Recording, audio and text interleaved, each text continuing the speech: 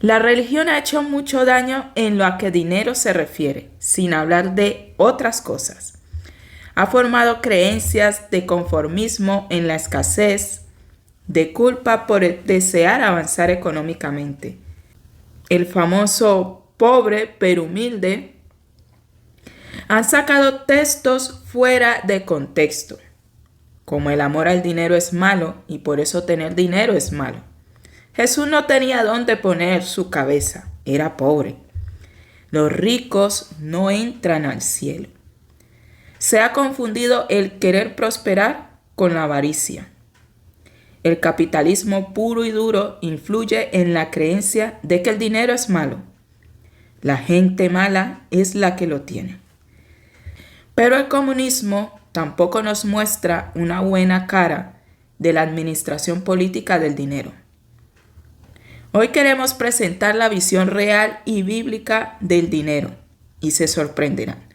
Para ello tengo un invitado de los grandes, futuro antropólogo y escritor de poesía, ensayo, traducciones bíblicas y un largo repertorio.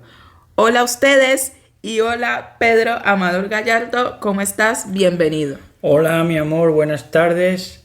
Pues deseando de compartir con los oyentes este tema, que vamos a ver los textos fuera de contexto y los vamos a explicar y resituar dónde pertenecen en verdad. Vamos a estar aclarando.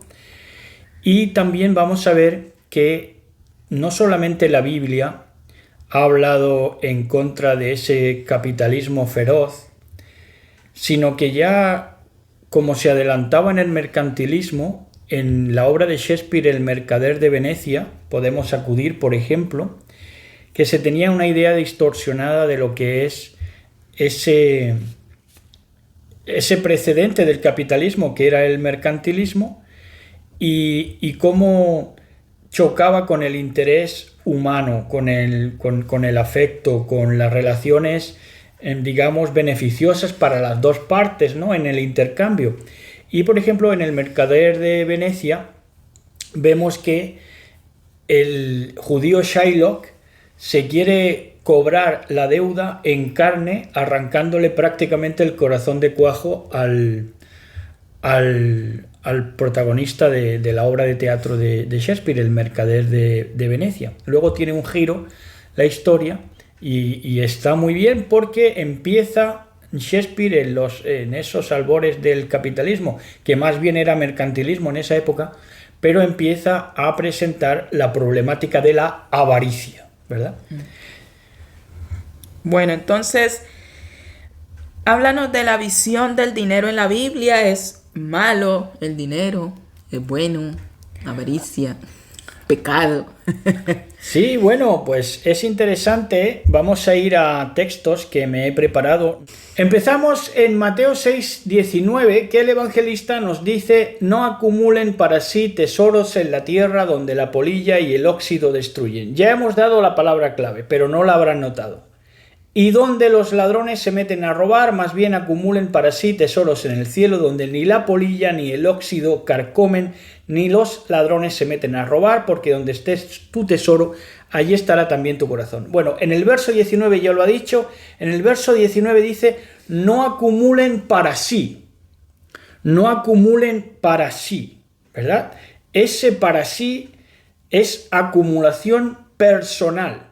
Ahora, cuando tú lo que quieres es acumular para compartir, es muy diferente. Aquí te está diciendo: no acumules única y exclusivamente, se podría decir ahí, entre los signos correspondientes, se podría decir que implícitamente lo está diciendo. Dice: no acumulen para sí es para lucro personal exclusivo. Eso es lo que está diciendo. Ahora, si tú lo que quieres es acumular, o más bien que acumular, porque tiene una acepción ya negativa, ¿no?, en la acumulación, pero si tú almacenas para servicio a los demás y para ayudar a los demás, ya cambia todo el discurso de Mateo 6, 19 al 21. Eso que tú dices lo han confirmado muchas personas, nuevos millonarios, porque ahora hay como un movimiento como decías tú antes del mercantilismo, que antes era como muy atroz, y ahora el capitalismo que hemos conocido era ese capitalismo de que yo te piso para yo subir, ¿no? Cuando vi la película de McDonald's, este hombre que le quitó hasta el apellido al verdadero McDonald's, los verdaderos hermanos que crearon McDonald's, y le quitó por la avaricia, digámoslo así, por avanzar él, y como ellos no permitían porque tenían un límite de crecimiento, porque claro, el hombre quería hacer franquicias y aparte de eso, la venta de terrenos, que eso fue lo que más ganancia le dio, en realidad, no vender hamburguesas, sino la venta de terrenos. Y yo me quedé impactada con esa forma de yo te piso, así yo tenga que subir y alcanzar lo que yo quiera, te piso y piso al que sea. Y yo con ese capitalismo, la verdad que no estoy de acuerdo. Pero ahora vemos que muchas personas, los nuevos millonarios, están hablando lo que tú dices, confirmando lo que acabas de leer, de que cuanto más ellos han compartido, cuanto más obra social han hecho, más dinero tienen. O sea, el hecho de dar, más reciben. Eso ahora, mira, los que escuchen podcast sobre desarrollo personal, sobre dinero y todo, van a escuchar lo mismo. La gente ya se está dando cuenta que cuanto más da, más recibe la gente. Ellos dicen, es que eso se te devuelve. El servicio, el dar, todo eso se te devuelve. Entonces, están confirmando la Biblia. Exactamente. El dinero, yo que estoy estudiando ahora política y económica, el dinero es algo tan simbólico muchas veces que es complicado hablar de un dinero porque hay dinero como intercambio y hay dinero que sirve como intercambio pero no sirve como moneda. Hay otro dinero que es moneda pero no tiene valor simbólico, no tiene valor de otras veces no tiene valor de trueque. En fin, el dinero es muy difícil porque en cada sociedad representa una cosa y el dinero puede ser también hasta cerdo. Cerdos pueden ser considerados en algunas sociedades dinero. Entonces, ¿no será, señoras y señores, que el dinero es precisamente compartir? Sentirse uno bien con compartir con los demás. ¿No será que el dinero siempre ha sido eso? Entonces vamos a ver otro de los textos sacados de contexto en Marcos 14:7, que dice, porque aquí es donde se agarran para decir, pues, el Mesías, aunque lo ponen muchos como el primer comunista, pero ellos lo que se agarran a esto para decir, bueno, perpetuó un sistema perpetuo de valga la redundancia, un sistema de pobreza, porque dice, siempre tendréis a los pobres con vosotros. Y cuando queráis les podéis hacer bien, pero a mí no siempre me tendréis. Dice la versión Dios habla hoy. Ahora, aquí está diciendo, siempre tendréis entre vosotros a los pobres. Siempre les podréis hacer bien, ¿por qué? Porque vuestro entendimiento económico, señores, va a hacer que aparezcan pobres. Y les vais a tener que hacer bien porque va a hacerse necesario para vosotros la caridad. La caridad que es indigna para el que lo recibe. Pero puesto que aceptáis esa pobreza y por cuanto los pobres aceptan también esa pobreza, vais a estar en un sistema económico en el cual siempre aparecerán los pobres. Por eso dice, entre vosotros, siempre los tendréis entre vosotros. ¿Por qué? Porque habéis concebido un sistema económico de pobreza. Por eso es que está hablando de pobres. Mientras el mundo sea mundo, lamentablemente, ese es el sistema económico que va a tener lugar, aunque ya se están empezando a ver otras cosas, como hemos dicho antes, ya la gente está concienciándose de lo que en verdad es el dinero, de la importancia de compartir, de sentirse bien, de sentirse con integridad, ligero, con altruismo, con altura de miras, pudiendo compartir. De hecho, pues no sé si alguna vez lo hemos mencionado, pero normalmente las mujeres que son más sensibles suelen ser más sensibles que los hombres cuando están un poquito equilibradas en lo femenino, pues se la pasan las hijas de los imperialistas económicos y las mujeres se las pasan en obras benéficas. ¿Por qué? Porque lo que las llena a las mujeres en este caso, es ayudar a los demás. No tanto estar ellas bien a regalo, que lo están, pero ellas no descuidan porque saben que si no, su vida se torna precaria y vacía. Y por eso es que se han volcado las mujeres de los emporios, se han volcado a las obras benéficas, más bien que han sido ellas que ellos, porque a ellos no se le ha activado, digamos, esa vena de sensibilidad. Por eso dice, ¿verdad? Entre vosotros, en ese sistema, siempre tendréis pobres. Como hablamos de esto, que estamos hablando de que la mujer sensible es la que más obras benéficas hace, por eso es que el sistema económico del hombre se va a apreciar de tener pobres. ¿Para qué? Para que su mujer se sienta más realizada. Porque si no, su mujer ya empieza a hacer preguntas. ¿Y de dónde viene este dinero? ¿Y estaremos haciendo las cosas bien? No, las tienen entretenidas. Claro, y bueno, también en el tema del dinero detrás, porque has mencionado lo de las mujeres, lo manejan un diferente a lo que lo manejan los hombres, pero también hay un tema detrás social o digámoslo así, innato en el hombre, que el hombre suele ser más materialista, está en su biología de ser más materialista y la mujer, digámoslo así, más espiritual. Aunque ahora ya como que nos estamos equilibrando los dos igual, ¿no? Las dos personas, independiente del sexo, podemos ser espirituales y también aspirar a lo material. Ya se está viendo hoy en día ese equilibrio. También detrás, muchas veces lo que mueve a las personas es el miedo. Entonces la persona busca abarcar mucho dinero, abarcar porque hay una situación de miedo. Esto lo hemos hablado en el otro podcast. Hemos hablado de lo que hay detrás de las emociones que hay detrás del dinero, que muchas veces es el miedo a que, digamos, una persona que ha salido de una guerra, después de una guerra, pues va a tender ya a sus hijos, las siguientes generaciones va a tender a tener miedo a quedarse en la escasez. Y entonces, lo implantan los hijos. Claro, todo lo que va a hacer es para abarcar, acaparar, para guardar, para ahorrar, ya en demasiado, ¿no?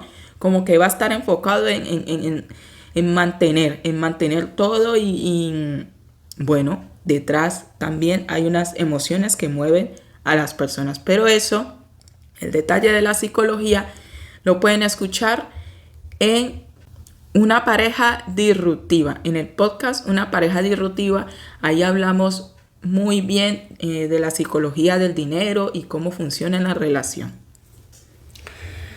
Y yo pues quería enfocarme también, mi tema principal, como iba a ser en torno a textos fuera de contextos bíblicos, para que aclaremos esos puntos que ya hemos aclarado, yo creo que los dos más que hacen más bulto. Pero quería también enfocarme a lo del diezmo, ¿verdad? Porque ¿por qué el diezmo y las contribuciones a la iglesia son unidireccionales? Es quizá el único, digamos, estamento en el que el dinero corre unidireccionalmente. Ahí no hay intercambio. Eso es un pozo sin fondo. Cuando se le da al pastor, cuando se le da a quien sea en la iglesia que sea, interdenominacional, ¿verdad? Estamos hablando sin religiones, pero ahí no hay intercambio, ahí es un pozo sin fondo, eso es unidireccional. El dinero va en una sola dirección, que es a los bolsillos del párroco. Y te digo una cosa, que bíblicamente se le pedía dependiendo de la situación de cada persona. Había personas que se le pedían un cabrito, ¿no? Y el que no podía, pues 2 palomas. Y el que no podía, pues en esa harina, ¿no? Exactamente. O sea, pero no. Hoy en día vemos que las iglesias acaparan y eso si no tiene que sacar de donde... También vemos cuando salió Israel de Egipto, ellos dieron de lo que tenían. Claro. Dieron y de lo que les salía del corazón. Dieron de lo que tenían. Claro, eso está muy bien apuntado porque en el momento de que, digamos, la sociedad se salió de la Torá o aquellos creyentes que supuestamente tienen Biblia, tienen la Torá en su Biblia, pero que se salen de la Torá, que son los libros del Pentateuco, claro, ya no hay reciprocidad. Ya no hay ninguna vía ni miras de reciprocidad. Ahí se acaba la reciprocidad. Todo va al mismo bolsillo. Repetimos. Ahora, ¿por qué se da esto? Porque estos integrantes de las religiones lo son porque han querido ganar el dinero más fácil. ¿Cuál es el dinero más fácil de ganar? Aquel que no se devuelve. Ese es el dinero más fácil de ganar, aquel que no se devuelve. Ni pagar impuestos ni nada. Claro, ni nada. Bueno, de hecho, se paga impuestos para la iglesia. Quieras o no quieras. Tienes que darle a la iglesia. A la iglesia, católica, ¿no? quieras o no quieras. Ni si eres de la denominación, ni si crees que lo que ellos creen. No, tienes que pagar impuestos para la iglesia. Y otro, digamos, que lo hacen por papeles, digamos, de una forma más como diezmo, ¿no? Que funciona como diezmo. Pero en los impuestos ya te desgravan eso. Bueno, entonces, claro, el dinero más fácil de ganar es aquel que no se devuelve nunca. ¿Por qué? ¿Pero por qué esto? Escarbemos un poco la situación psicológica de esta gente. Se ponen a predicar la palabra de poder, se ponen a predicar Biblia, porque es el dinero más fácil de conseguir, aquel que nunca se devuelve. ¿Pero por qué? Porque en el fondo se sienten los más necesitados y pobres de todos, que es lo que tú has apuntado antes. Se sienten los más necesitados y pobres de todos porque tienen eso implantado e inculcado. Claro, porque la abundancia es más allá de algo material, está en el ser. Cuando tú ya te sientes abundante, pleno, ya sientes que tienes más de lo que necesitas, ahí es donde realmente se ve la grandeza, digámoslo así, de la persona y de realmente la abundancia del ser humano. Es en el ser, es un estado. Exactamente. Lo que pasa es que, claro, ahí también se da un desvío de atención porque te puede decir, no, es que es para la iglesia. Es que no es para mí, es para la iglesia. Y claro, ya ahí te desvían la atención. Pero en verdad, la gente que está ahí puesta como para recibir y recibir unidireccionalmente son la gente más necesitada y pobre que se siente, no que lo sea, sino que se siente más necesitada y pobre. ¿Y por qué? Porque es el dinero más fácil de ganar, como hemos dicho antes, y eso es el sumum de la miseria humana. Entonces, ¿por qué llegan a ser ministros? Porque el intercambio humanizador, más allá del dinero, hay un intercambio humanizador, que es mi relación compartida con la tuya. Ese intercambio humanizador en el clero se les hace imposible ya. Se les hace imposible el intercambio humanizador. Por eso es que ya te juntas con gente religiosa y ya ni siquiera te saca conversaciones en torno a la palabra de poder. Porque se han deshumanizado en el intercambio. Como se han acostumbrado a recibir solamente unidireccionalmente para sus casacas, entonces, claro, ya esa relación humana, no ya que te hablen de la Biblia, sino que te hablen de una manera de conversación en que puedas tocar todo lo que quieras. Ya no, ya hay tabúes. Ya hay tabúes. ¿Por qué? Porque el intercambio humanizador se les hace imposible. Ellos solo querían el intercambio en lo que es pago de dinero. Punto pelota. Cuando ya el intercambio se ha tornado, ya en este siglo, humanizador, rehuyen. Por eso es que tienen tantos satélites y es tan difícil al día de hoy acceder a los ministerios, cada vez más difícil. ¿Por qué? Para que no te des cuenta de que se han deshumanizado. Porque en el momento de que te des cuenta que se han deshumanizado, ya no les das. Ya no les diezmas, ya no les das. Y eso no lo quieren. Entonces, ¿qué ponen? De por medio, eso es política, de por medio ponen satélites, de por medio ponen correveidiles de turno, ¿verdad? Y no te puedes acercar a ellos, ni siquiera los conoces. Entonces tú vas a tener una idea de ellos distorsionada y digamos, idealizada, porque no te vas a basar en conocerlos como personas, los vas a conocer como figuras. Y sin embargo, los conozcas como los conozcas, te van a llamar a apoquinar. A apoquinar. Entonces, claro, no tienen amor por lo sagrado, porque precisamente lo sagrado es esa relación de intercambio. Eso era lo sagrado. Eso era lo sagrado. Sino que es que ven en lo sagrado una fuente de ganancia. Ahora, se nos advirtió de esto, de gente que vería lo sagrado simplemente como fuente de ganancia. Sí, se nos advirtió, señores, miren. Primera de Timoteo 6:5. Nos dice el apóstol Pablo, dice, disputas necias de hombres corruptos de entendimiento y privados de la verdad. Fíjense por qué están privados de la verdad ya. Dice, que toman la piedad como fuente de ganancia. Apártate de los tales. Toman la piedad como fuente de ganancia. ¿Por qué? Porque ganancia para ellos va a ser la caridad. Dar y recibir, sí, intercambio, pero de caridad, de lo más bajo, de lo más indigno. Pero el otro día decía yo, mejor es el altruismo que la caridad. Mejor es el altruismo que la caridad, porque la caridad hace indigno a quien la recibe, pero el altruismo no. El altruismo se centra en un intercambio humanizador. No hay un equilibrio de dar y recibir, porque si tú estás dando, recibe, porque eso es un equilibrio que está implantado ya, claro. digámoslo, universalmente. Claro.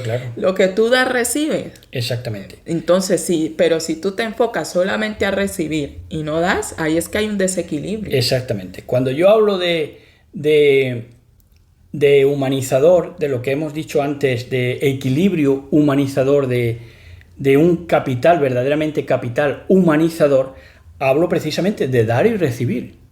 Eso es el capital humanizador. Intercambio humanizador. ¿Qué es? Dar y recibir. Ese es el intercambio, ese es el dinero, ¿verdad? Y así tendría que contemplarse. Entonces, en la Biblia, esto que acabamos de ver es genial de Pablo. Es genial porque se lo vio venir, lo que sucedería con los hombres estos que tienen esa tara de que se tienen a sí mismos, aunque tengan todo, de que todo vaya, porque es unidireccional, todo va a sus bolsillos, pero ellos se van a seguir sintiendo necesitados y pobres. ¿Por qué? Porque se van a echar cargos añadidos. No, es que no es para mí, es que es para la iglesia. O no, no es que no es para mí, es que es para mi mujer y mis hijos, para que se compren la videoconsola. Y también te digo que hay textos que hay que coger con pinza en la Biblia, la verdad, porque hay muchos textos que se han añadido en la Biblia, hay mucha mano negra con las traducciones y todo. Por lo menos este texto, es mejor dar que recibir. Acabamos de decir que hay que tener un equilibrio en dar y recibir. Podemos coger ese texto con pinza, pero también lo podemos enfocar o podemos darle como esa interpretación de enfócate en dar, que ya recibirás. Claro, ¿sabes? tú imagínate un mundo en el que todo el mundo dé, pues todo el mundo se la pasa recibiendo. Exactamente, sí, como que enfócate en Claro. dar y ya verás que vas a recibir, ya sea, porque es verdad que hay veces uno da esperando recibir de esa persona. Es como, mira, yo te doy esto, pero luego tú me tienes que ayudar porque te da. Entonces, como que no, enfócate en dar. Si te devuelve o no, ya independiente, pero siempre vas a recibir, sea de esa persona o de otra. Pero enfócate tú en dar y en dar realmente de Claro. corazón, de que te salga. Dar de corazón y dar juiciosamente. Porque claro, yo me acuerdo que se decía siempre en la iglesia, tú da, no mire en qué se lo va a gastar el pastorado ni nada, tú quédate con Claro, tu para conciencia ello. limpia. Claro, tienes que dar consciente. Sí, y estar consciente del abuso, porque es verdad que hay gente que abusa.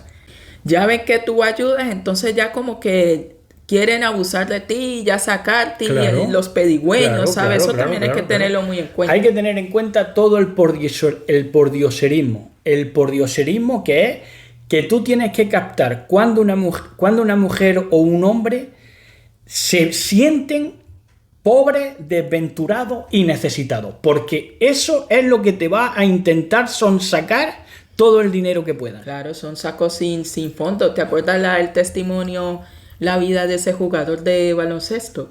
Que le daba, que nunca, el papá no lo reconoció ni lo conocía. Cuando se hizo famoso, ya el papá lo buscó, pero que nunca era suficiente. ¿Te acuerdas el que mató al hermano, que estuvo Sí, en Bison un Dele. barco? Bison Dele, que se llamaba antes Brian Williams, que jugó en los Chicago Bulls, sí. Sí, y entonces el muchacho le daba, o sea, jugador de baloncesto, mantenía a su padre que no lo reconoció de niño. Mantenía a la madre y al hermano y aún así les era insuficiente. Claro. O sea, la madre se quejaba porque no tenía el diamante más grande y a la otra sí le dieron el diamante más grande. Claro. ¿Sabes? Claro. Ahí esa boca no la tapa nunca. Chupasangre. Claro. Esa boca no la tapa nunca. ¿Por qué? Porque se sienten lo que son, que en verdad lo son. Son carentes, son desgraciados, son necesitados y son pobres. ¿Por qué se sienten? Porque es que lo son. Entonces esa boca no la va ni a callar nunca, ni a saciar nunca. Y al padre que fue que le dio también y como que quería otra cosa y le había dado no sé si era Sí, un una coche, moto, una moto. Y no que quería, o que el dinero, ya no me acuerdo Sí, que bien. la próxima vez que le diera el dinero en vez de la moto. Pues esos también hay que tenerlos a rojo vivo. Claro. Y también para dejarlo más difícil para el final, porque vamos a estar viendo al final lo de José en Egipto, que es un episodio que nos va a hablar bastante bien de cómo es en verdad, cómo se deben llevar las oikonomías, que oiko viene de casa y nomía es de reglamento, de ley. Pero antes quería hablar sobre eso que hemos apuntado antes, lo pueden ustedes buscar exactamente donde esté. Nosotros, para hacerlo más rápido, no vamos a dar el texto exacto, pero van a captar la idea porque esto lo habrán oído mucho, que es lo de, es más difícil que un rico pase, Por el ojo de una aguja. que un camello pase por el ojo de una aguja, que un rico sea salvo, ¿verdad? Sí. Entonces, claro, primero, que el ojo de la aguja era una construcción eólica por el viento, que la roca de arenisca era llevada por el viento, entonces dejaba una forma de, digamos, como un arco. Y entonces era difícil que el camello cupiera por ahí. Y entonces el caso es que el camello se tenía que agachar, angostar, Y ahí está la enseñanza.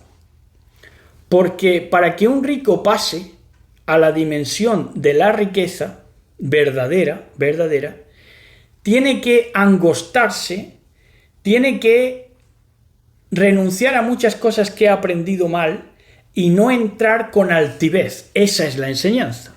Esa es la enseñanza. O poner la fe, la emuná, en el dinero. O sea, la confianza en que el dinero es quien me salva y quien me protege y yo con el dinero ya lo soy todo. Exactamente. De quitar la fe de ahí. Exactamente. Lo englobamos en la altivez. El dinero es lo que me vale, yo tengo mucho dinero y yo soy el dueño de todo y no necesito nada. Y ni siquiera tan poco necesito que no necesito ni a la gente. Claro, ahí te equivocas. Ahí es donde te equivocas. Porque hemos repetido mucho hoy que es intercambio, que es una relación de intercambio, dar y recibir. Entonces, claro, ¿cuál era la enseñanza de esto? Que debía dejar su altivez, porque lo mismo se tenía que angostar el camello como el jinete. Entonces, es la misma enseñanza, por ejemplo, que lo de la puerta de las ovejas. El pastor, que era pastor, entraba por la puerta de las ovejas. La puerta de las ovejas era súper pequeña, muy pequeña, se tenía que acachar el pastor porque era puerta para las ovejas. Entonces, si quería guiar bien al rebaño y atender bien al rebaño y llevarle la gramática, llevarle el pasto, el pastor tenía que encorvarse. Pues es la misma enseñanza. Abandono de la altivez. Eso es lo que nos está diciendo que el rico de dinero necesitaba para conocer la verdadera riqueza de intercambio, de dar y recibir y de compartir, que es el verdadero dinero, como hemos estado viendo. Y entonces ya yo por mi parte quería tocar el tema de José, porque es un tema también que incluso a creyentes se les hace disruptivo. Bueno, toda la enseñanza de José yo creo que cada vez es más malentendida, porque José, pese a que fue el traicionado José, muchos ya empiezan a verlo, o de un tiempo a esta parte, lo empiezan a ver como el chivato, como el que delataba a los hermanos, sí. Y el listillo. Y entonces, claro, ya empiezan a verlo con otros ojos a José y malinterpretan, ya empiezan a investigarlo malsanamente con ojos perversos y ya empiezan a ver cosas malas donde no hay cosas malas. Y entonces vamos a ir a Génesis 47. En Génesis 47, del 13 al 26, no queremos cansarle con escrituras, pero lo vamos a leer lo más rápido que podamos. Dice: no había pan en toda la tierra y el hambre era muy grave, por lo que desfalleció de hambre la tierra de Egipto y la tierra de Canaán. Y recogió José todo el dinero que había en la tierra de Egipto y en la tierra de Canaán por los alimentos que de él compraban, ya cuando se hizo segundo de Egipto, ¿verdad? Cuando interpretó aquellos sueños y tal. Dice: y metió José el dinero en casa de Faraón. Ahora, acabado el dinero de la tierra de Egipto y de la tierra de Canaán, ya se acabó el dinero. Ahora, vino todo Egipto a José diciendo: danos pan. Dice: ¿por qué moriremos delante de ti por haberse acabado el dinero? Entonces ellos asociaron la falta de dinero a la falta de pan y entonces ya se empezaron a ver necesitados. Y aceptaron el estar necesitados y el estar mendigos, en lugar de ellos ingeniarse, cranearse, como se dice en Colombia, para encontrar la solución a su problemática. Sin embargo, se dejaron en manos de sus gobernantes. Es lo que pasa hoy en día. La gente no toma medidas y por eso se pone en manos de los gobernantes. O nos mentamos todos, nos ponemos. Y ya estaban advertidos. O sea, ya había un sueño que se había dicho de que iba a venir un tiempo de escasez. Ya estaban advertidos. Esa es la clave. Sí, claro. Ese es el punto de donde tenemos que partir. Es que aquí todo lo que está hablando José, ellos ya fueron apercibidos. Sin embargo, no tomaron medidas. Eso es lo que hace que una persona llegue a la pobreza. No toma medidas, no toma creatividad, medidas creativas, y por eso es que se empobrece. Pero además de eso, fíjate el punto de inflexión. Dice, y José dijo, dad vuestros ganados y yo os daré por vuestros ganados, si se ha acabado el dinero. Dice, y ellos trajeron sus ganados a José, y José les dio alimentos por caballos, y por el ganado de las ovejas, y por el ganado de las vacas, y por asnos, le sustentó él de pan por todos sus ganados aquel año. Es decir, que, fíjate cómo son las cosas, todo viene a lo mismo. ¿Qué es un pobre? Un harto de pan. Un pobre, siempre se ha dicho aquí en Andalucía, un pobre es un harto de pan. Ellos le daban más importancia al pan que a los rebaños, cuando los rebaños tenían proteína. Sin embargo, le daban más importancia al pan. ¿Por qué? Porque eran unos tragaldabas. Porque comprendían el mundo como tragaldabas. Dice, acabado aquel año vinieron en el segundo año y le dijeron, no encubrimos a nuestro señor que el dinero ciertamente se ha acabado. También el ganado es ya de nuestro señor. Nada ha quedado delante de nuestro señor sino nuestros cuerpos y nuestras tierras. A ver de dónde parte que ellos se hacen esclavos. A ver si es idea de José o es idea de ellos mismos. O es idea de ellos mismos. Miren, verso 19.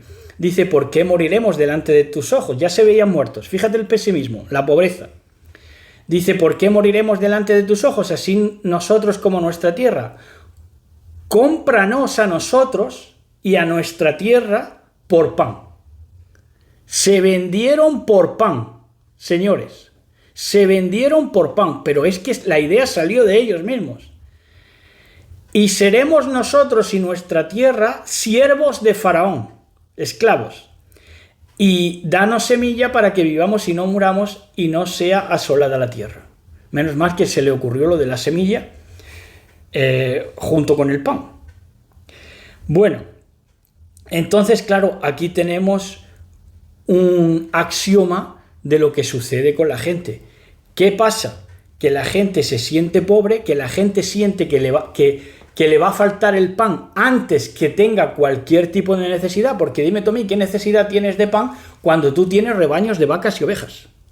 Ahora, ¿cómo hipotecas? Te empeñas, eso no es inversión, eso es que se empeñaron, es diferente la inversión al empeño.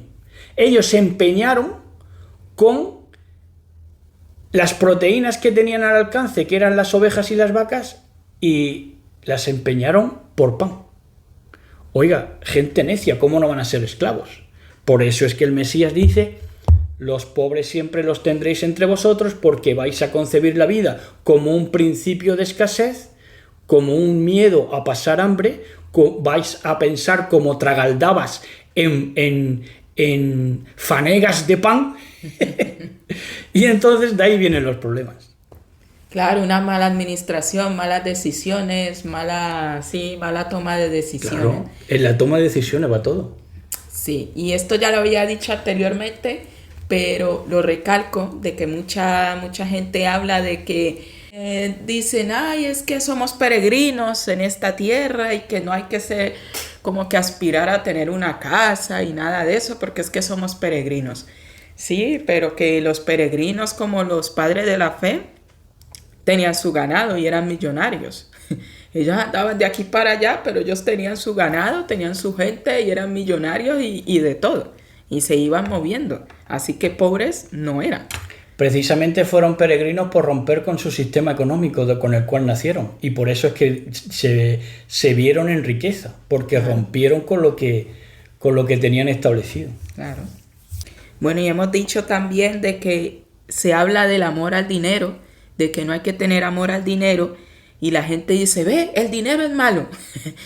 Pero no, te está hablando el amor al dinero, pero no el dinero, o sea, es decir, quítale el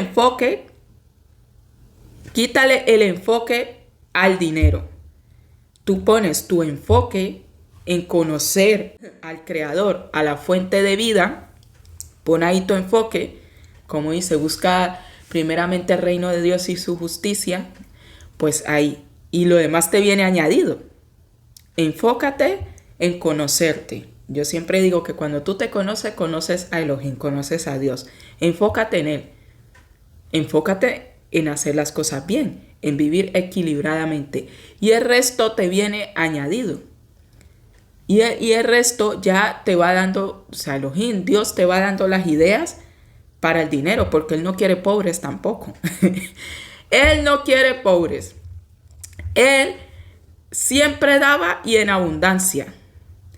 A Salomón, que le pidió sabiduría, le dio dinero y abundante. No le dio, venga, toma estas 2 cabritas y esta vaquita y este toro. Y ahí usted mire a ver qué es lo que hace. No. Él le dio en abundancia, le dio inteligencia, le dio abundancia y le dio de todo. O sea, él a todo le daba en abundancia. Cuando hacía los milagros también multiplicaba. Él no restaba y no hacía ahí. No. Él multiplicaba. Él no quiere gente pobre. O sea, Él quiere que tú llegues y confíes en Él. Obviamente, que confíes primero en Él y Él ya pues te bendice. Vemos también el texto, un texto muy famoso de que te pondré por cabeza de las naciones y no por cola, y bendeciré la obra de tus manos y la cesta y bueno, un montón de bendiciones. Eso es abundancia, eso es dinero.